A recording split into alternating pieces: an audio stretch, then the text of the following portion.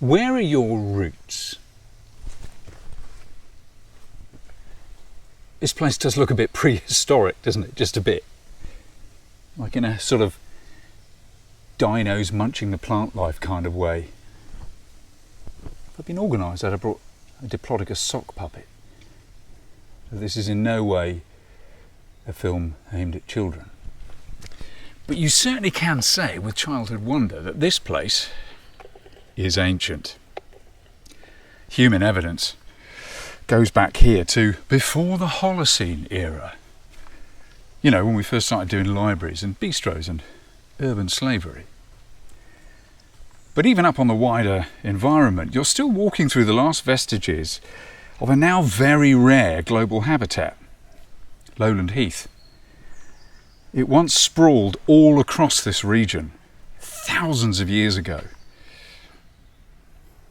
This is also where I grew up, not long after that. And recently, it was on the telly, looking lovely. Now, growing up as a white English boy, I didn't feel a strong connection to roots. I didn't really know where they were. But I'm happy to say that in much more recent days, the conversation about Englishness seems to have shifted a little. Undoubtedly helped by the recent England football game, where the conversation, the dialogue around the black and white English players alike just seemed a bit more cohesive. Now, in recent years, I'm used to thinking about the implications, legacies of empire, and just how many layers of the modern world are built upon it, forcefully. But the implications, the effects of globalisation go back way before there was anything called England. And evidence of that is right here. Because where I am, there's tons of evidence that this may well have been the single busiest port in Iron Age Britain. Should really have done that with my voiceover before, shouldn't I? Iron Age Britain's broad trade from across Europe. You get it. But there's lots of stuff here to suggest that 2,000 years ago, dominated by Rome across Europe as it was then, people were trading in what they termed exotic goods. Things that the resolutely stable Holocene weather systems wouldn't allow to be grown in wet, windy northern Europe. Things like olives, wine, all the good party stuff that only rich tradesmen at the time could possibly afford, and which today we of course chow down on all the live long day up on Southbourne Grove. Because I am, of course, on Hengistbury Head. Now, a little aside here for you if you're a history nerd. Hengist himself may or may not be buried on this headland. And Hengist may or may not have actually existed in the 5th century, along with his brother Horsa. And if he did, he had an awful lot more to do with the county of Kent, hundreds of miles that way, than anything to do with Dorset. But none of that has anything to do with why locals kind of adore this place. And so do I. For Christchurch Harbour that this helps to form, just to my left there, with boats pulling up on this beach all the time on the headland, may have been rich 2 millennia back. But today it still is, as a natural habitat.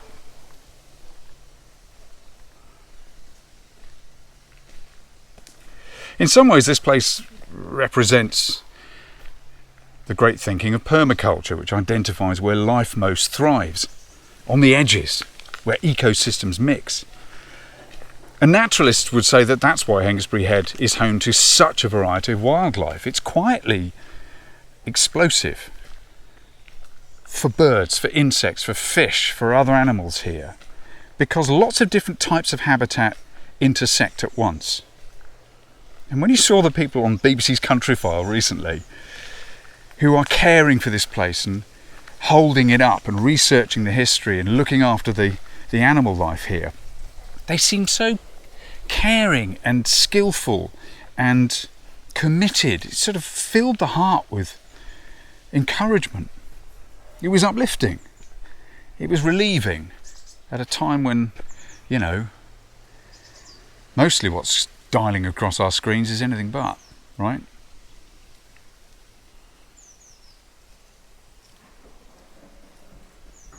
Now, I'm used to the idea that where I grew up, the town close to here, Bournemouth, its residents don't think it's very old. I just picture lots of old modernists who still think Victorian crap is just dirty old stuff to be put in the bin, torn down for progress. That persists longer than you'd think. It's just old enough to want to get rid of, but not old enough to feel valuable or interesting, and to which I would say, talk to your American friends, they'll have a thing or two to say about that, mate.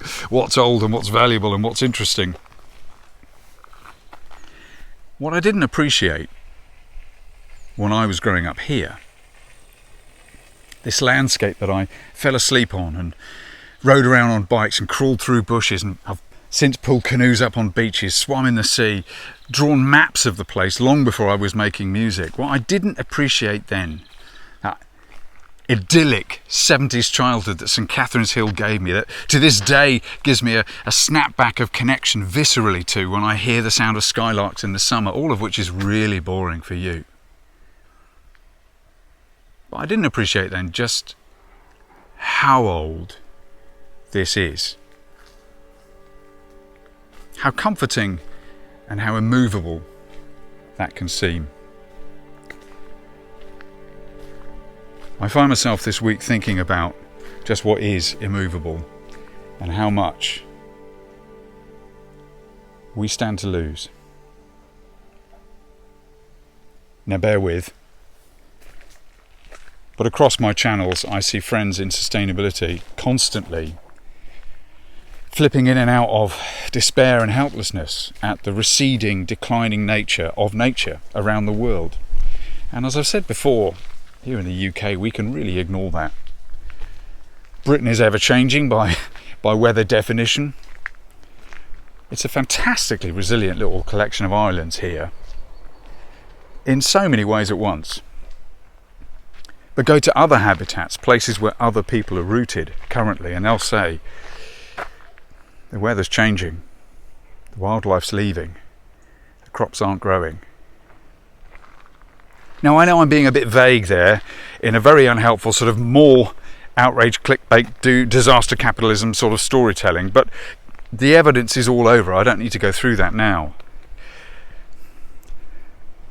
I'm interested in what we're supposed to do with that. And I'll confess on this beautiful walk where I live that it's not that that's starting to deeply trouble me this week. And how can it be only starting to? Because I'm thinking about all that we could lose in our societies. The spaces that we have imperfectly managed to hold for some of us, thanks to the monies that came in from our troubled histories. The rise in populism, it's hard to see past what could happen. What could happen past November? Now, I'll say here, there absolutely is a future long beyond whatever happens in the next 10 years.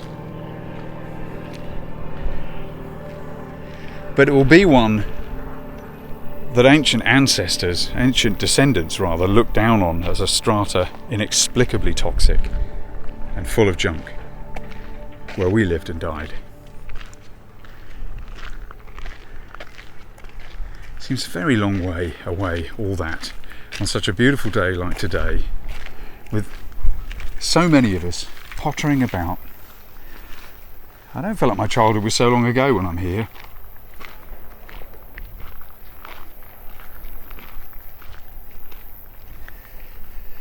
Now, the reason I'm sharing this is because I've had a couple of thoughts about how to respond, which I just wonder might be useful for us. I don't know what kind of change you're most worried about, whether it's watching family members who seem to be giving more and more support to people who you think would clearly sell us out, sell everything, degrade and destroy in the end kind of everything. Or whether you're so sick of things as they are and other friends of yours not speaking up about change, about finding people who'll speak something real seeming and touch a nerve for you. But my 2 points are sort of quite simply this.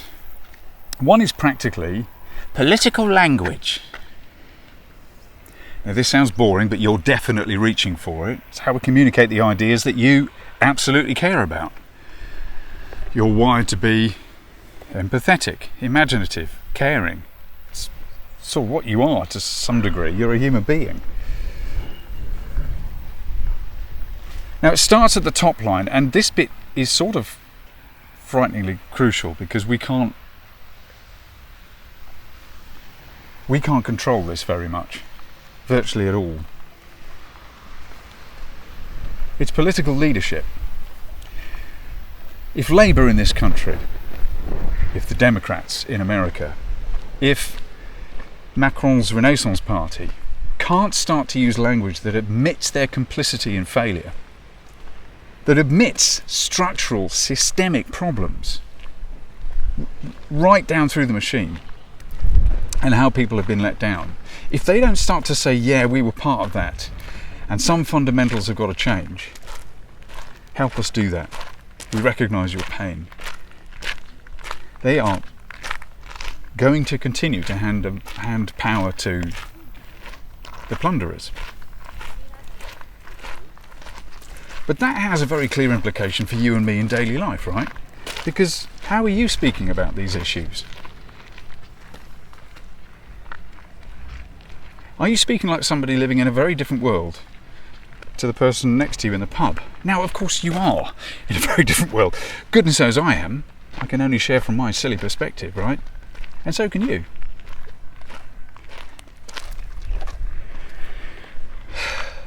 But are you using language that excludes and others without even thinking about it?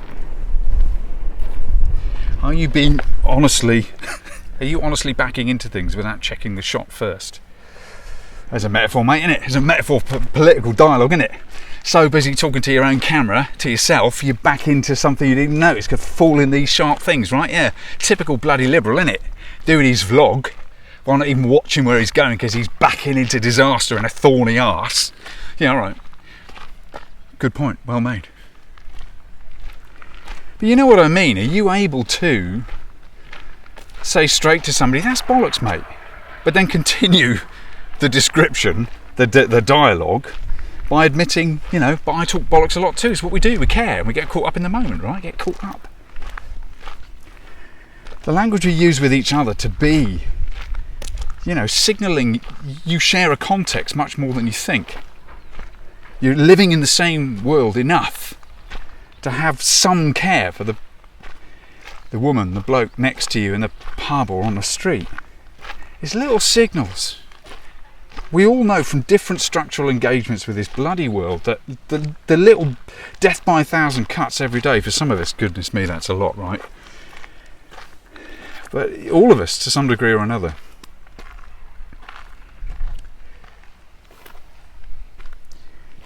But there's another link. You know, when I say that this place, the space held for me, was so safe I didn't have to learn how to fight. In times of such political violence, I'm very conscious of that. Because I grew up with the privilege of being able to think more about art and emotional truth. And that's really going to help you now, Timo, isn't it? When there's a dinosaur plundering down your street, when armed gangs are tearing people out of their homes. Yeah, all right. Well, we're not quite there yet. But you are being silly, because if you don't think that's directly rooted to emotional truth, you have not been paying attention to yourself. Because the second point about emotional truth is yours. Do you get it? How closely do you work with it? Now, I'd say here for clarity, I do not mean when you're triggered about a single point when you've read something on Facebook. That's all of us. Stop it. Stop it. That's only a bit of your truth. And the truth about the grifters, the Nigels and the Donalds, is of course they want, and they've effectively helped to build an algorithmic reflexive world around you that will trigger you in a single truth and make you bet everything on it and lose context, subtlety, nuance, interconnection. That's where the clicks are. I bet everything on angry. Well, you know this by now, but it constantly needs spelling out so we learn how to read the ecologies we're in culturally and notice what we're doing as part of them. But I want to go more than just say, what's your emotional truth? I mean by that, what do you most love doing? Positively. Where do you shimmer most with conviction? That's potentially constructive. What if you made something from there? And what if that's what you spent most of your time doing? Or at least checked in whenever you could? I'd say, what if you created from there?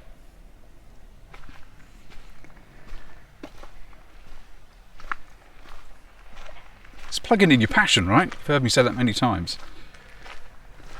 Plugging in your passion where you are starts to feel like you're connected to the issues and like you're doing something. And you will have heard me say before perhaps as well, that when you start the process of making things, it changes you. And it changes the fear. Because that's really the question we're asking here. Whatever your political worries at the moment, whatever aspect of change is consciously or not troubling your soul, it's how do we face our fears? How do we act collegiate when, as one of my favourite commentators, Steve Shive, says, for example, guns are for cowards and dipshits? What do we do with a culture that encourages more and more people to lean into that? And how on earth do you talk with inclusivity and passion when guns are very immediate as a threat and seem to do so much to distance us from safety?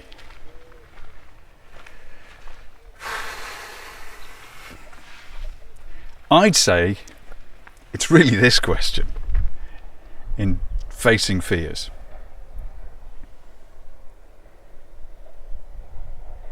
Which energy do you want to feed much more? Destruction or creation?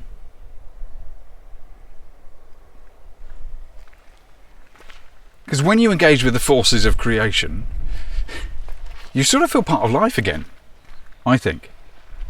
Do you agree? Have you tried this? What's your testimony as a creative? And I'd go further and say that when you do that, it sort of feels like you're part of the future again. I'm being silly and poetic. I've taken a day off looking for work, my precarious future, not knowing where it's going for me, to get this out of my system and see if this can help us face this moment where it seems like political violence is inevitable and the violent will win yet again, and the kind and the thoughtful will yet again be forced back. But instead I want you to remind yourself that most people don't want political violence. Most people don't want the structures of democracy taken down where we're only left with beating each other.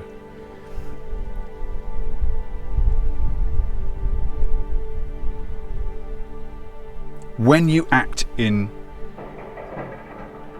creativity, you sort of re-engage.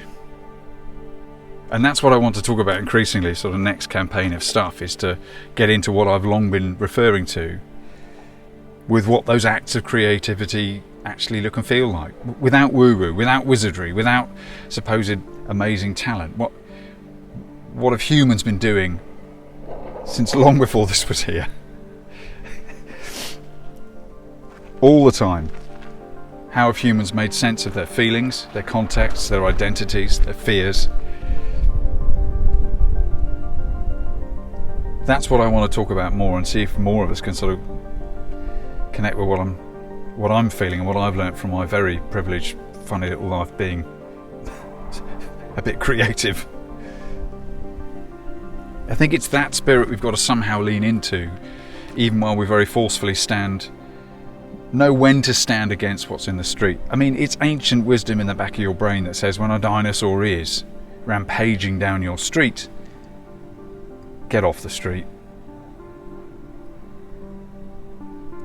But that's not many people's streets most of the time, is it? And if your street is full of monsters every day, then I think you've already got a pretty clear creative vision of how you'd like to see things change.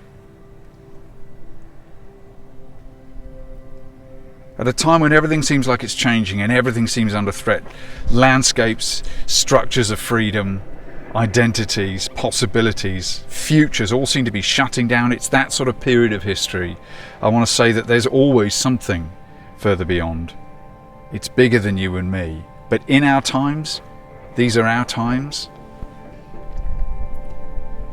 The way to see the future you want is to try and make it. And live in the light of the one you want everywhere you go. Goodness knows, in my fears and silliness, entitlement, weakness, ignorance, when everything else is shifting, that is what I'm trying to stay rooted in.